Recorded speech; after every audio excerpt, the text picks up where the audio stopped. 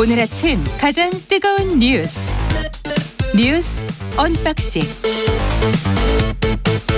예, 뉴스 언박싱 시작합니다. 민동기 기자, 김민하 시사평론가 나오셨습니다. 안녕하십니까? 안녕하십니까? 예, 온통 한미 정상회담 방미 결과에 관한 뉴스가 집중이 되고 있습니다. 네. 예. 이전과는 다른 어떤 새로운 한미 관계가 앞으로 전개가 될 것이다라는 그런 평가가 많고요. 예. 특히 이번에 한미 정상의 공동 성명에 대만 해협이 처음으로 언급이 됐거든요. 일단 미일 정상회담 때와 같이 직접적인 중국 공격은 자제를 했습니다만 일단 이번에 그 대만 해협을 언급을 하면서 미국의 요구를 일정 정도 받아들이면서 중국에 대한 어떤 직접 공격으로는 비치지 않도록 우리 정부가 상당히 미국과 절충점을 찾은 것으로 보인다, 이런 평가가 좀 많습니다. 중국이라는 단어는 안 나왔죠. 아예 안 나왔습니다. 지난번에 미일 정상회담에서도 중국이라는 단어가 안 나왔습니다. 그렇습니다. 그러면서 근데 이제 이게 중국에 관한 내용이구나, 이렇게는 충분히 또 인식할 수 있게 했는데 이거 똑같은 방식인 거죠 지금. 그렇죠. 똑같은 방식인데 다만 톤에 약간 차이가 있어서 이제 그렇게 얘기를 하는 건데, 사실 이게 미일 정상회담이 없는 상태에서 우리가 이제 대만 해협을 언급을 했다든지 남중국해 문제를 이제 공동성명에 넣었다든지 이런 것들은 중국이 굉장히 강하게 반발을 했었을 겁니다. 근데 미일 정상회담에서 일단 쉽게 말하면 예방주사를 맞은 거예요. 그래서 미일 정상회담에서 나온 이제 이 표현 수위를 보면은 가령 대만 해협에서의 평화와 안정을 촉구한다, 뭐 이런 식으로 돼 있습니다. 그렇죠. 뭔가를 요구하는 거예요. 그러니까 중국에 요구하는 것도 사실 그 얘기들은. 근데 우리가 한 것은 그런 것들이 중요하다고 인정한다, 뭐 이런 거거든요. 촉구라는 말은 빠졌고. 그렇습니다. 그렇죠. 뭔가를 요구하는 게 아니라 뭐 그런 얘기도 있다, 이렇게 넘어간 것이기 때문에 수위 조절을 이제 했다라고 볼 수가 있는 거죠. 그 점에서. 우리는 인식한다, 이 정도기 때문에 상당히 우리 정부가 절충점을 찾은 것 같습니다. 그런 쪽으로. 예. 중국의 상황을 또 면밀히 관찰해야 되는 한국의 입장이니까. 네. 대북 문제 같은 경우는 어떻습니까? 참 중국 반응이 궁금하네요. 이게 두 가지 반응이 나옵니다. 하나는 이제 강한 유감, 이건 내정 간섭이다. 그러니까 강한 유감을 표시하는 반응이 하나 있었고요. 그리고 이제 관영 글로벌 타임스라는 그 매체가 있거든요. 이쪽에서 내놓은 반응은 좀 다릅니다. 왜냐하면 문재인 대통령이 넘지 말아야 할 선을 지키는 동시에 원하는 것을 얻어냈다. 그러니까 나름대로 절충점을 잘 찾았다, 이렇게 좀 평가를 하기도 했습니다. 그게 관영 언론들의 이제 표현 중에 이제 일부분인 건데 지금 말씀하신 이제 뭐 중국은 사실 다 관영 언론이에요. 그렇죠, 그렇죠. 그 점을 이제 봐야 되는데, 중국은 이제 사회주의 체제이기 때문에 다 관영 언론입니다. 다만 이제 당기관지냐 또는 당기관지의 자매지냐, 그것만 달라요. 이런 식의 평가가 있는데 그 중에서도 사실은 이제 당기관지의 자매지 중에서도 한구15냐 무슨 뭐 이것의 영문판 글로벌 타임스냐 그다음에 환구망이냐 뭐 이렇게 몇 가지가 있습니다. 근데 지금 말씀하신 이제 이 어떤 이 글로벌 타임스 한국을 강하게 이제 비판하는 이런 어떤 내용 같은 경우에는 저쪽 그 중에서도 이제 굉장히 중국 민족주의를 굉장히 강하게 표현하고 있는, 원래 항구15나 이쪽이 그렇잖아요. 항구15가 그렇습니다. 항구15 중에서도 이제 일부 이제 이 지면이 그런 건데 아예 그런 용도예요. 그 지면은 민족주의를 선전하는 거기서는 이제 그렇게 강한 반응이 나왔는데 이런 대부분의 논조는 이제 좀 중립을 나름대로 중립적으로 보도하려는 태도고 그리고 외교의 공식 라인이나 이런 쪽에서 지금 이렇게 뭐 경향된 반응이 나온다거나 이런 건 또 아닌 거죠 지금. 그리고 우리가 이거를 미중의 극한적 대립과 갈등으로 상정하고 이야기를 할 필요는 없어요. 그렇습니다. 미국 입장에서도 중국과 어느 정도 타협하고 협상하면서, 왜냐하면 미국 기업들이 워낙 많이 진출해 있기 때문에 그리고 중국이 얼마나 큰 시장입니까? 그러니까 그런 측면에서 봤을 때 이제 미국이 중국과의 관계를 완전히 깨고 어떻게 할 것이다, 이렇게 상정하고 모든 문제를 풀어갈 필요는 없는 거죠. 다만 장기적이고 약간 서서히 어쨌든 이런 과거의 뭐 냉전 구도를 연상케 하는 그러한 구도 자체는 뭐 잡아가는 게 아닌가 싶은 게 조금씩 나오고 있는 거죠. 그렇죠. 예를 들면 우리가 이제 우리 기업들이 투자한 분야가 이제 뭐 배터리와 그다음에 반도체 이런 부분인데, 결국은 이제 바이든 행정부가 강화하려고 하는 전기차 사업에 관련된 필수적인 이러한 이제 대목에서 상당히 많은 투자를 이제 하기로 약속을 해준 거거든요. 그렇습니다. 근데 예를 들면 배터리 같은 경우에는 사실은 배터리 사업에서 전 세계 1위가 사실은 중국이지 않습니까? 그런데 그 중국과 별개의 이제 글로벌 공급망을 구성하고 거기서 이제 미국의 영향력을 확대해가는 그런 차원에서 이제 우리의 이제 기업들의 투자가 굉장히 중요하다고 지금 평가를 하고 있기 때문에 그런 식으로 장기적으로 이 시장 내에서 중국에 대항하는 어떤 반중 전선이라고 해야 될까? 그런 형태의 이런 뭔가 대안적인 어떤 그룹핑을 하는 그런 과정에 있다는 것은 또 부정할 수 없는 사실인 거죠. 근데 이것도 이제 기업들 입장에서는 고민될 수밖에 없는 그렇죠. 게 현대차의 점유율이 계속 낮아지고 그렇죠. 중국 시장에서 삼성의 휴대폰 시장도 다 마찬가지입니다. 거기다 이제 배터리 같은 경우는 노골적으로 한국 기업들 특히 이제 박근혜 전 대통령 때 그 사드 직전에도 그랬습니다만은 사드 직후에는 뭐 말할 것도 없고요. 사드 배치 직후에는 사드 직전에도 사실은 배터리에 관해서 그 상당히 강력하게 중국 쪽 배터리만 쓰는 쪽에 아주 이상한 규제를 해놨었거든요. 네. 중국 측이. 그래서 중국이 이런 상황을 그냥 스스로 불러온 측면도 있어요. 그래서 일각에서는 예. 지금 미국과 한미 관계가 그동안 안보 협력에 굉장히 집중이 돼 있었는데 예. 이제는 뭐 경제라든가 기술이라든가 이런 경쟁에서 미중 간의 갈등이 지금 진행되고 있잖아요. 예. 여기서 미국 쪽으로 살짝 한 발짝 더 발걸음을 내디뎠다. 이렇게 예. 평가하는 쪽도 있습니다.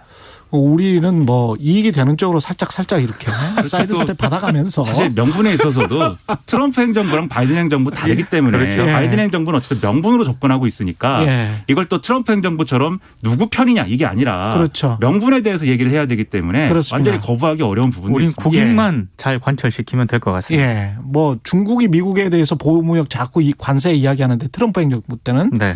근데 사실은 중국도 그런 보호무역이랄지 이상한 관세 비슷한 것들 이런 것들을 아주 교묘하게 해왔죠. 지적재산권 문제도 좀 중국의 문제가 많았고. 패권주의도 장난 아닙니다. 그렇죠. 네. 예. 대북 문제 관련해서는 어떻습니까?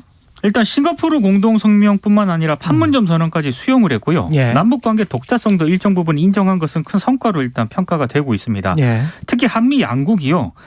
이 북한을 존중하겠다는 뜻을 분명히 밝힌 것으로 해석되는 부분이 있는데 공동성명에 북한 노스코리아가 아니고요. 조선민주주의 인민공화국이라는 정식 국호를 명기를 했습니다. DPRK. 그렇습니다. 예. 그러니까 대단히 북쪽 입장에서는 이건 긍정적으로 평가할 수 있는 그런 대목입니다. 아, 이제까지 노스코리아라고 계속 했나 보죠? 노스코리아라고 했거든요. 아. 근데 이제 DPRK로 명기 정식 국호를 해줬다. 국호를 불러줬다. 한 것은 상당히 좀 진전된 것으로 보이고요. 근데 그럼에도 불구하고 북한이 요구를 한 것은 뭐 제재 완화라든가 대북 적대시 정책 철회와 같은 그런 방안이었거든요. 예. 이게 뭐 구체적으로 언급이 안 됐기 때문에 예. 당장 뭐 북한이라든가 김정은 위원장이 호응할 가능성은 낮다라는 전망도 나오고 있습니다. 그러니까 이게 성김 대사를 임명을 하고 이런 것들을 어쨌든 대화의 이제 신호이다 이렇게 보이는데 그리고 지금 판문점 선언하고 싱가포르 선언을 기초로 해서 아무튼 앞으로 협상을 해나가겠다라는 것은 트럼프 행정부 때 했던 그러한 합의, 그러한 약속들의 기초 위에서 한다는 것이기 그렇죠. 때문에 뭔가 리셋된다. 처음부터 다시 얘기하자. 이건 이제 아닌 건 분명하죠. 근데 다만 역시 바이든 행정부는 뭔가 가치를 얘기하면서 이제 그 가치에 의거한 뭔가로 접근하고 있는 것이기 때문에 북한이 결국 종국에는 비핵화를 선택할 것인가에 대한 명확한 입장 이게 필요하다라고 바이든 대통령 얘기하고 있고 맞습니다. 또 하나 이제 북한의 인권과 관련돼서 계속해서 인권의 개선 이런 것들을 언급하고 있거든요. 근데 북한은 이 인권 개선에 대한 어떤 요구 이런 것들을 체제에 대한 어떤 공격으로 받아들이고 있기 때문에 계속 결국은 이것은 또 한편에서는 뭔가 대화를 하자는 신호인 것처럼 보이지만 또 한편에서는 그럼에도 불구하고 트럼프 행정부 때와는 다른 그런 방식을 취할 수밖에 없다라는 걸 또 분명히 하고 있는 그런 대목인 겁니다. 미국 기자가 질문을 했을 때도 바이든 대통령이 분명히 그런 이야기를 했어요. 사실은. 예, 북한이 뭔가 중요한 조치를 취하기 전에는 그렇죠. 하지 않겠다. 그 분명히 그러니까 전제를 뭔가 했죠.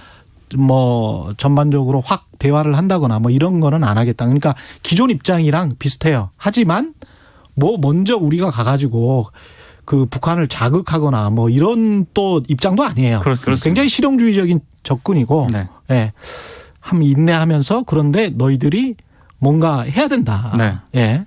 근데 그 기반은 싱가포르 회담 판문점 선언이다. 요거는 또 괜찮은 그렇습니다. 예, 입장인 것 같고요. 네. 예.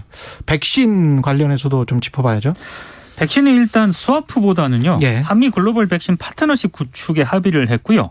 일단 뭐 한국의 백신 제조 역량하고 미국의 백신 기술 원부자재 공급 능력을 결합을 해서 코로나19 백신의 생산 공급을 대폭 늘린다는 그런 합의입니다. 예. 특히 이제 삼성 바이오로직스가 모더나사와 코로나19 백신 국내 위탁 생산 계약을 맺기로 합의를 했는데 이게 해외에서 만든 백신 원액을 국내에서 완제품으로 충전 포장하는 방식이거든요. 예.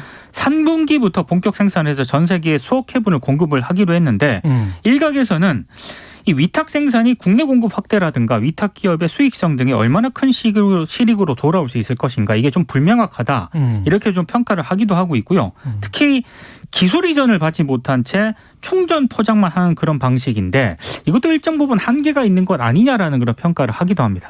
이게 이제 백신을 예를 들면 그냥 이제 우리가 뭐 이 보따리에 받아서 가져온다 이런 개념이면 보따리에 네, 이건 비유하자면 아니 이게 예. 무슨 좀 50년대도 아니고 아니 저 보관이 힘들어요. 냉장 마이너스 20도 되는 보따리가 제가 있습니까? 이제 비유를 예. 문학적인 비유를 하자면 예. 그런 방식이면 사실은 그거에 대해서는 이견이 있다는 겁니다. 미국 내에서 분명히. 예. 왜냐하면 어쨌든 간에 이 한국은 K방역 이런 것들로 방역이 성공적으로 되고 있고 예. 뭐 우리 입장에서는 여러 가지 우려할 부분이 있지만요.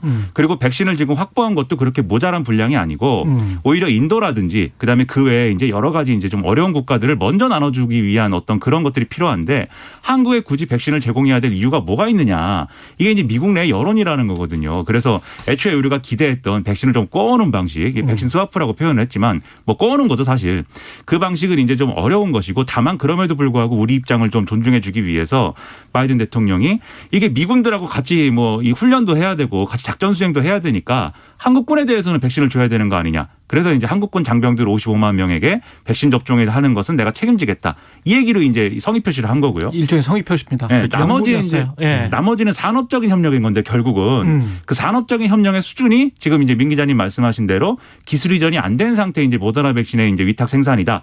여기에 대해서 의료계라든지 뭐 일부 이제 좀 그런 쪽에서는 좀 부정적인 얘기를 하는 것 같아요. 다만 이게 그런 측면도 있습니다. 이게 기술 이전에 애초에 좀 어려웠다고 보이고요. 왜냐하면 그렇죠. 특허나 이런 기술 것들이 이전을 해주겠습니까? 네, 이게 신기술인데다가 예. 예를 들면 노바백스나 이런 아스트라제네카 이런 백신의 경우에는 그게 신기술이 아니지 않습니까? 노바백스는 단백질 제조업 기술이고 예. 아스트라제네카는 이제 그 벡터 기술이니까. 예. 근데 이제 지금 이 mRNA 백신이라는 건 신기술이고 관련 특허 관계가 굉장히 복잡하다는 언론의 분석 이런 것들도 있어요. 그래서 예. 기술 이전을 해주고 싶어도 못 해주는 상황이다. 이런 평가도 나오고 그리고 이제 지금 위탁 생산 이게 나머지 DP 그러니까 이게 포장만 하는 뭐 위탁 생산이다 이렇게 표현하고 있지만 사실 이것도 그냥 일반적인 수준의 기술 갖고는 안 되는 거거든요. 왜냐하면 어떤 무균 처리나 이런 것들이 확실히 돼야 되고 그리고 일정 정도 수준을 이제 똑같이 유지해야 되는 이런 생산 능력이 필요합니다. 왜냐하면 우리가 백신 접종할 때 보면 쥐어짜는 주사기 뭐 이거 그렇죠. 얘기할 때 예, 최소 잔량 주사기 얘기할 때 보면은 5번을 놓을 수 있는 거냐 6번을 놓을 수 있는 거냐 남는 양이 얼마냐까지 우리가 재잖아요. 그러려면 상당히 고도의 공정 기술이 필요한 부분이기도 하기 때문에 그 점에 있어서 뭔가 앞으로의 이제 어떤 뭐 협력을 더 늘릴 가능성 그래서 종국적으로는 좀 더 이 진전된 기술 이전을 받을 가능성까지 이제 예상할 수 있는 대목이어서 이게 또 논란이 있겠지만 성과가 없는 건 아니다 이렇게 좀 보입니다. 저는 굉장히 좀 운이 좋았다고 생각해요. 그렇죠. 만약에 화이자나 존슨앤존슨 같은 회사만 백신을 개발을 하고 네. 모더나처럼 이 벤처기업이거든요. 생긴 지 한 10년밖에 안 됐고 다른 기업들은 100년, 150년 된 기업들이에요. 근데 그렇게 큰 제약사들은 아쉬울 게 별로 없습니다. 근데 삼성바이오로직스와 같은 제조시설과 삼성의 뒷배가 있지 않습니까? 그렇죠. 자본이 있기 때문에 모더나 입장에서는 이게 지금 2015년도에 보니까 뭐 한 5조 정도밖에 되지 않는 그런 회사더라고요. 네. 그러니까 삼성 입장에서는 작은 회사예요. 이런 회사의 생산 시설을 대주면서 생산을 할 수 있다는 거는 한국으로서는 모더나가 이 mRNA 백신을 개발한 게 운이 굉장히 좋았다. 만약에 화이자만 개발했거나 네. 존슨앤존슨만 개발을 했으면 이런 협력이 이루어지기가 굉장히 좀 아이러니도 있는 것 같아요. 굉장히 힘듭니다. 트럼프 예. 행정부가 엄청난 자본을 쏟아부어서 아무튼 가능하게 해줄 수 있는 그런 환경을 또 조성해 준 측면도 있는데 모더나는 예. 그러한 것들이 결국은 우리에게 일정 부분 이익으로 돌아왔기 때문에 좀 아이러니도 있는 것 같습니다. 예. 법무부가 검찰 조직 개편에 착수했네요. 이제 이거는 착수한다는 간단하게. 거고요. 예. 착수한다는 거고 일단 검찰의 직접 수사 기능을 축소하는 방향으로 조직 개편 작업에 착수를 했습니다. 예. 지난 21일 대검찰청에게 공문을 보냈고요.